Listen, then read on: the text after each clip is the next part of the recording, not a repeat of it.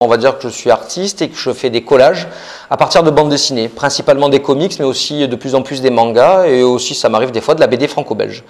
Et on va dire que je me suis fait connaître en fait pour un type de collage assez précis. C'est un style de collage en fait qui a un lien avec la mosaïque. En fait, c'est l'accumulation de pièces qui forment un ensemble, qui forment soit le portrait d'un personnage, soit un logo. C'est ça, on va dire, qui m'a permis d'un peu de me faire connaître, notamment à travers la couverture des 50 ans de Spider-Man. Alors non, c'est surtout pas auteur de BD, non, pas du tout. Parce que, on va dire que je suis collagiste. Voilà, parce que moi, il faut savoir que je ne sais pas dessiner. Donc c'est vrai qu'après, mon art dépend du travail des autres, on va dire, et des œuvres des autres, en fait.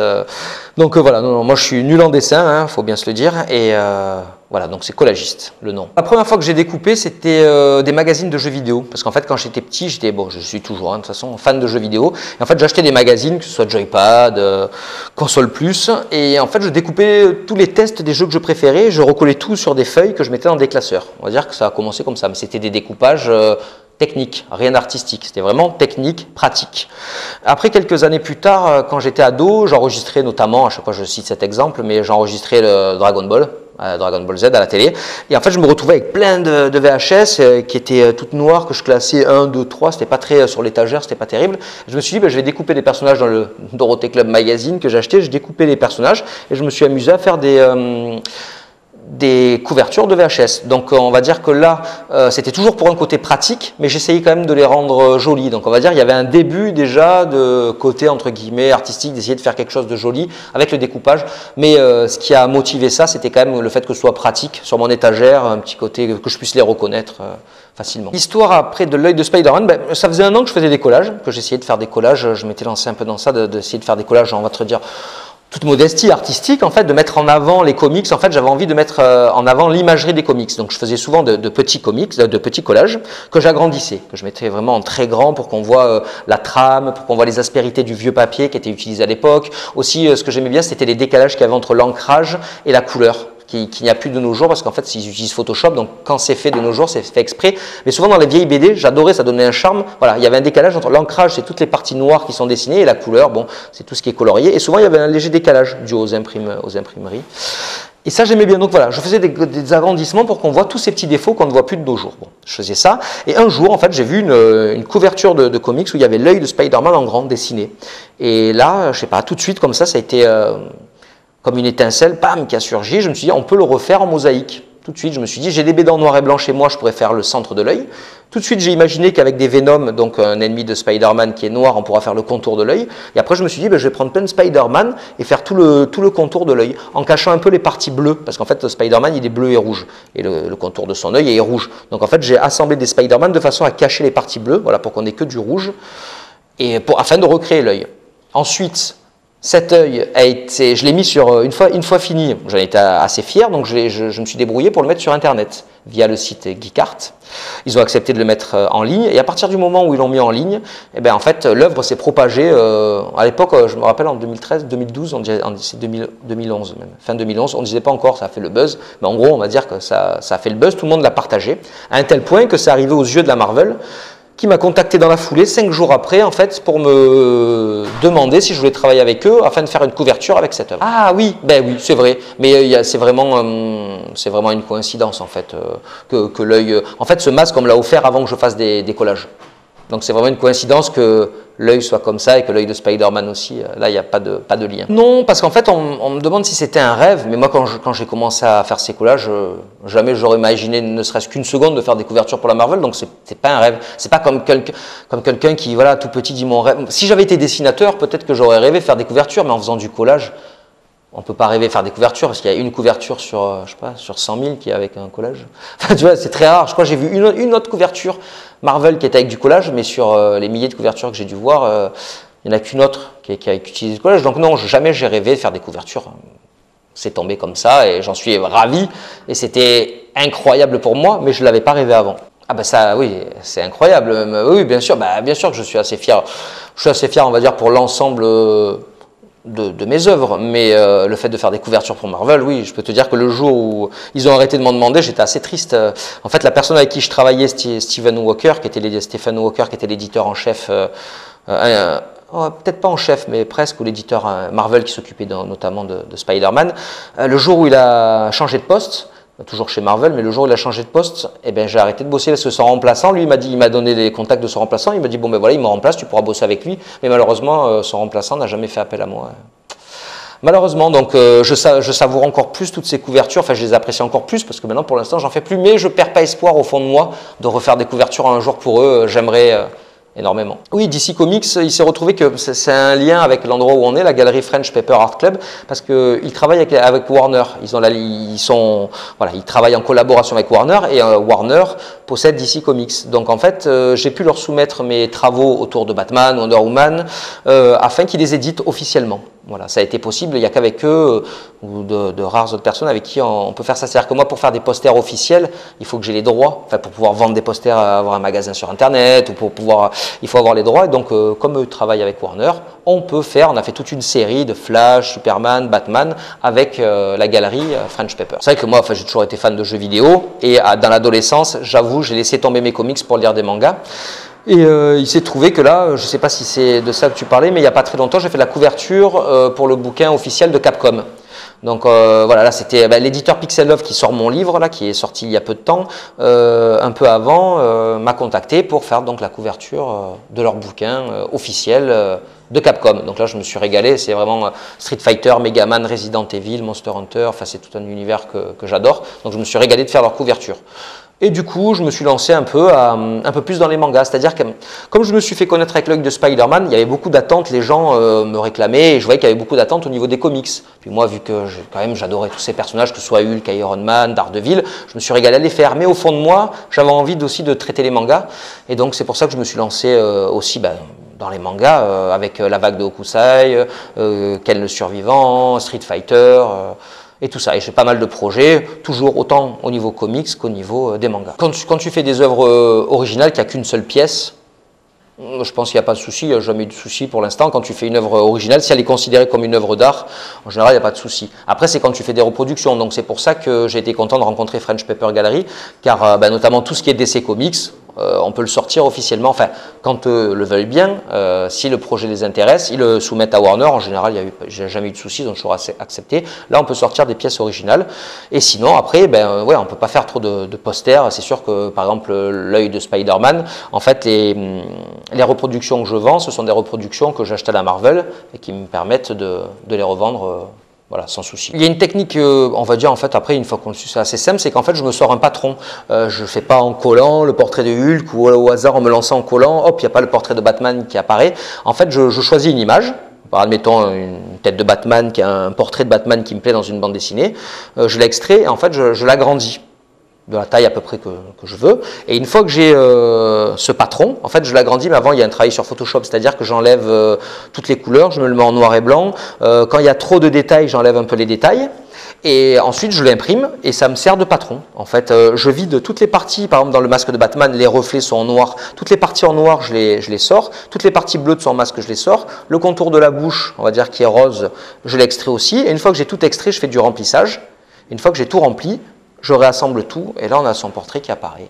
C'est principalement ça la technique. Après ça, je le fais au fur et à mesure. En fait, j'ai toutes mes pièces qui sont autour de moi. Je découpe d'abord toutes les pièces et une fois que j'ai toutes les pièces qui sont étalées dans mon salon principalement, que toutes les pièces sont là, et en fait je les sélectionne, je les regarde et j'essaye pour voir lesquelles s'emboîtent le mieux. En fait, ce qui est le plus délicat, c'est que les personnages, il faut qu'ils semblent s'emboîter naturellement. Donc des fois c'est long, des fois je peux mettre un quart d'heure pour en emboîter un parce que j'essaye lui non, là l'autre va avec son bras, ça va cacher son visage donc ça va pas. Donc en fait, je cherche la pièce qui va au mieux s'emboîter et dès qu'elle s'emboîte bien, hop, je la colle et après je fais ça au fur et à mesure en essayant que ça ait l'air cohérent. Mais quand je fais des grands collages avec des centaines de pièces différentes, je ne prévois pas l'avance, je le fais au fur et à mesure. Contrairement aux petits collages, ou quand je fais des petits montages, ça je réfléchis très longtemps avant de coller, j'ai déjà presque tout qui est composé. Mais pour les grands collages avec des centaines de pièces, ça se fait au fur et à mesure. C'est un peu, je dirais, comme un collage, comme un puzzle improvisé. Comme Alfred Hitchcock, c'est la première fois qu'on me le dit. En général, on me dit comme Où est Charlie. Plus, je préfère la référence d'Hitchcock, mais bon, on me dit comme Où est Charlie. Et oui, je me mets pas dans tous. En fait, déjà au début, je m'étais mis uniquement dans l'œil de Spider-Man. Comme c'était vraiment l'œuvre phare, je me suis dit, ça va faire la couverture des 50 ans. J'ai glissé mon masque discrètement dedans. D'ailleurs, au début, ils m'ont dit, mais c'est quoi ce masque de Mexicain? Il n'y a jamais eu. Ils savaient, alors je sais pas comment, ils savaient que dans les milliers, presque les centaines de milliers ou les dizaines de milliers de BD qu'ils avaient sortis, il n'y avait pas de catcheurs mexicains. Je ne sais pas si c'est dans la liste jamais de catcheurs mexicains, mais bon, il m'a dit, mais il n'y a pas de catcheurs mexicains chez Marvel. Et je lui ai dit, ah oui, c'est ma signature, et c'est passé. Il m'a dit, bon, ok, c'est bon, on le laisse. Mais du coup, moi, à la base, je voulais qu'il y ait mon masque que dans cette œuvre-là, comme c'était quelque chose d'assez, bon, on va dire, incroyable. Je me suis dit, bon, ben, je me cache dans la couverture des 50 ans, et voilà. Sauf que les gens, à chaque fois, me disaient, mais pourquoi tu ne te mets pas dans les autres? Et ça a dû durer pendant plus d'1 an, où à chaque fois que je rencontrais des gens dans des salons, ou dans des galeries, dans des expos, me disaient, mais pourquoi tu ne te mets pas dans les autres? Et moi, je disais, ben non, je me mets que dans l'œil de Spider-Man, et voilà, pour marquer le coup, on va dire. Et au bout d'un moment, quand les gens vous réclament tout le temps, mais pourquoi tu ne mets pas dans les autres, c'est génial, c'est comme Charlie, c'est marrant de te chercher, je me suis dit, bon, ben ok, je vais mettre déjà. Donc déjà, il y a eu une année entière où j'ai fait plein de collages où je ne suis pas dedans. Et puis ensuite, des fois, j'ai pas envie de me mettre. En fait, par exemple, j'ai fait un collage d'Astérix, où j'ai mis tous les personnages apparus dans les BD dessinés par Uderzo, et c'était vraiment un concept, c'était le concept d'avoir tous les personnages qu'il a dessinés dans toutes les aventures d'Astérix, et je ne voyais pas me mettre dedans. Pareil, après j'ai fait un peu pareil avec les Simpsons qui sont un résumé des 20 premières années des Simpsons.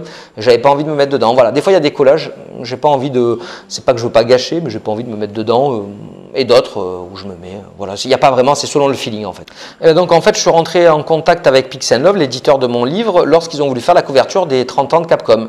Donc là, on s'est vraiment super bien entendu. Moi, j'étais vraiment fan de tous leurs ouvrages. Donc en plus, bosser pour eux, j'étais vraiment ravi. Et en fait, on s'est très bien entendu, on est devenus amis. Et après quelques années, 2-3 ans, eh ben, ils m'ont proposé en fait de sortir un livre. Alors au début, j'ai refusé. Je me suis dit, mais je leur ai dit, je voudrais peut-être un peu attendre et faire des choses encore, faire plus de choses, plus d'expos, avant qu'on fasse un livre sur moi, avoir plus de vécu. Et donc, bon, ils m'ont dit, bon, ok, mais 6 mois après, ils sont revenus, on va dire, entre guillemets, à la charge. Ils m'ont dit, non, on aimerait vraiment, on est vraiment motivants, on voudrait vraiment sortir un livre.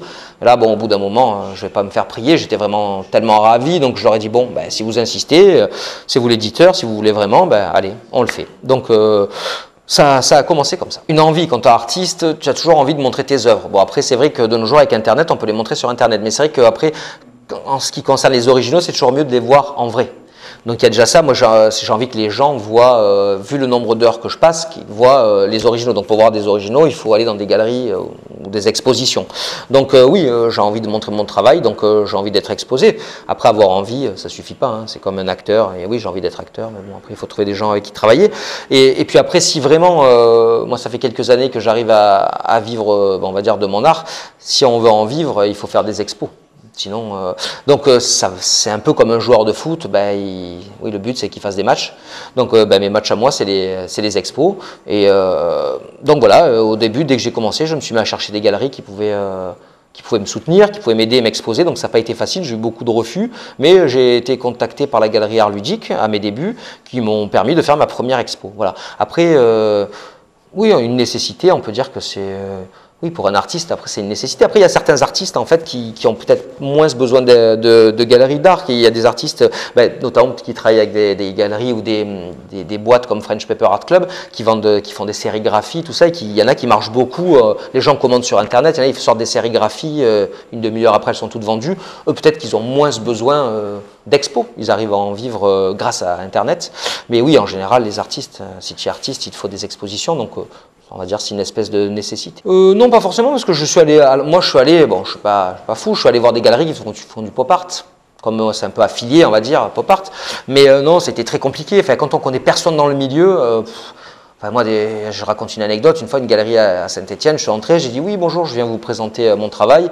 Et il m'a envoyé balader, quoi. Il m'a dit oui, quoi, tu fais du collage. Il m'a dit, tu crois que tu es le seul à faire des collages? Je lui ai dit, bah non, mais bon.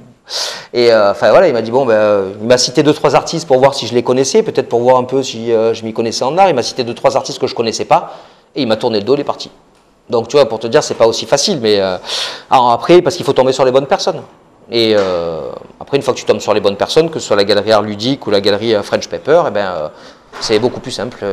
Quand on s'entend bien et qu'on a le même goût, eh ben, on peut travailler ensemble. Mais voilà, c'est pas si facile que ça, quoi. C'est pas parce que tu as fait la couverture des 50 ans de Spider-Man que les galeries, elles t'ouvrent les bras. Non, il y en a plein qui n'en ont vraiment rien à foutre. Je dirais l'œil de Spider-Man. Déjà, ça, c'est presque obligé. Enfin, déjà, graphiquement, je trouve hyper intéressant. Il n'y a que 3 couleurs, mais je trouve que ça marche vachement bien.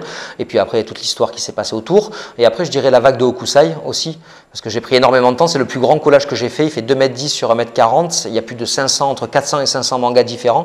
Et j'ai essayé de retracer l'histoire des mangas. Donc ça, c'est un de ceux où j'ai mis le plus mon cœur À l'intérieur, on dira, donc voilà, c'est l'œil de Spider-Man, et je dirais la vague de Hokusai. Et en bonus, je dirais le Joker, que je trouve assez, je le trouve assez terrifiant, et graphiquement, je trouve, voilà, je suis assez content du résultat. Bon, après, il y en a plein que j'adore, mais voilà, pour citer les 3 préférés, je dirais cela. Mes projets, pour l'instant, c'est surtout de faire connaître mon livre, de faire des séances de dédicaces dans les salons, principalement, et ensuite, c'est plein de projets que j'ai en tête. Là, je vais m'atteler à un de mes premiers collages avec des vraies photos. J'ai envie de faire un collage de David Bowie, donc je vais faire son portrait avec l'éclair sur l'œil. Et voilà, là, j'ai hâte de faire ça. C'est un des premiers collages que je vais faire avec des vraies photos. Mais j'ai plein d'idées en fait. Donc en fait, principalement, on va dire, mon avenir, c'est plein de collages. Principalement. Ah ben si, elle est dans le livre. Voilà, si, elle est vers la fin. Là, je l'ai fait il y a 1 an à peu près, ouais. Donc voilà, j'ai fait une œuvre sur le cinéma où j'ai pris uniquement des peintures, uniquement des illustrations qui étaient peintes, soit tirées d'affiches, soit tirées après d'images promotionnelles pour les films. Donc j'ai pris uniquement des images peintes, tirées vraiment des films des années, on va dire à peu près 50 à de nos jours presque, et j'ai représenté une pellicule, juste un morceau de pellicule en fait, pour créer un lien entre les images peintes qui ont pratiquement disparu de nos jours et la pellicule qui est en train de disparaître au profit du numérique. Mais donc voilà, j'ai fait un collage sur le cinéma. Ah oui, bien sûr, oui, mais comme je vous dis, en fait, des idées, j'en ai pour les 4 ou 5 prochaines années. Donc oui, entre les David Bowie, Michael Jackson, j'ai aussi envie de faire des Arnold Schwarzenegger, entre autres. Donc oui, bien sûr, ouais, Et j'ai fait un collage aussi de James Bond récemment, pour une commande, quelqu'un qui m'a demandé un collage de James Bond, donc ça y est, c'est parti. Franchement, pourtant, j'ai lu que 3-4 livres de lui, et bon, après j'ai vu beaucoup de films adaptés, mais je dirais, pourtant, je pense que c'est pas le meilleur à l'intérieur de sa tête, mais un que j'admire le plus, je dirais, c'est Stephen King. Voilà. Alors c'est vrai que là, je découpe des bandes dessinées, j'aurais pu citer un auteur de BD. Une fois, on m'avait posé cette question. C'était peut-être d'ailleurs lors de notre interview, et je pense que j'avais dit le dessinateur de Ken le Survivant, je crois, parce que j'adore tellement ses dessins. Mais là, pour changer, je dirais Stephen King, parce que je trouve ces histoires complètement incroyables. Mais après, je sais que c'est pas la meilleure personne pour être à l'intérieur de sa tête. Je sais qu'il a été alcoolique ou un peu dépressif et tout. Mais je dirais, ouais, si vraiment, je pense que Stephen King, il va rester pour très longtemps et pour de très longues années un auteur culte, quoi. Voilà, donc j'ai énormément d'admiration pour Stephen King. Eh ben de rien, avec plaisir, on coupe.